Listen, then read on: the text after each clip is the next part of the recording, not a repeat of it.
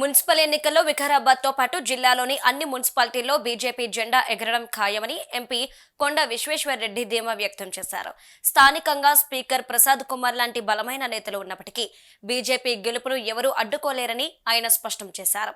తెలంగాణలో వచ్చేది బీజేపీ ప్రభుత్వమేనన్న కొండ విశ్వేశ్వర్తో కార్యకర్తలంతా సమన్వయంతో పనిచేయాలని, కేంద్ర ప్రభుత్వ పథకాలను ఇంటింటికి తీసుకెళ్లాలని పిలుపునిచ్చారు. ఈ కార్యక్రమంలో పలువురు బీజేపీ నాయకులు, కార్యకర్తలు పాల్గొన్నారు.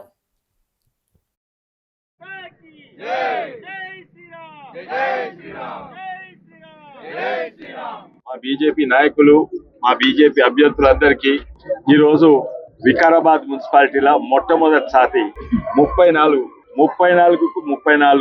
క్యాండిడేట్లు బీజేపీ నిలబడుతున్నారు. దేశవ్యాప్తంగా నమ్మకం మోడీ గారి మీద పెరిగింది, బీజేపీ పార్టీ మీద పెరిగింది. అప్పుడు అన్నారు ఎంపీ ఎక్కడ గెలుస్తారని. ఎంపీ గెలిచి చూపెట్టినాం.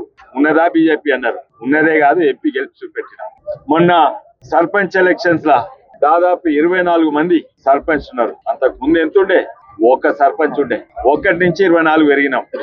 రాజకీయాలైనా, ఆర్థిక శాస్త్రంలో, వైద్య రంగంలో, ఇంజనీరింగ్ అయినా కూడా నువ్వు ఎంత పెద్దగా, ఎన్ని కండలు, ఎంత బలంగా ఉన్నది కాదు, నువ్వు ఎటు దిక్కు పోతున్నావు. ఆ 2 పార్టీలు ఇంతకు ముందు తెలంగాణ దోసుకున్న పార్టీ, ఇప్పుడు తెలంగాణ నాశనం చేస్తున్న పార్టీ.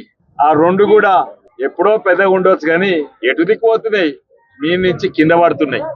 ఏకైక పార్టీ కింది నుంచి మీదికి చేస్తున్నంటే బీజేపీ పార్టీ. అది నాకు ఈరోజు ప్రత్యేకంగా సంతోషం. అవును, కొన్ని జాగాల మా నాయకులే ఒక దగ్గర 2-3 కూడా వేసిండ్రు. అది మేము 1-2 రోజులు సాల్వ్ చేస్తాము. అది బీజేపీ బలం చూపడుతుంది. ఒకప్పుడు కొన్ని పార్టీలకు క్యాండిడేట్ లేకుండే, మా పార్టీలకు కూడా వెనుకట లేకుండే.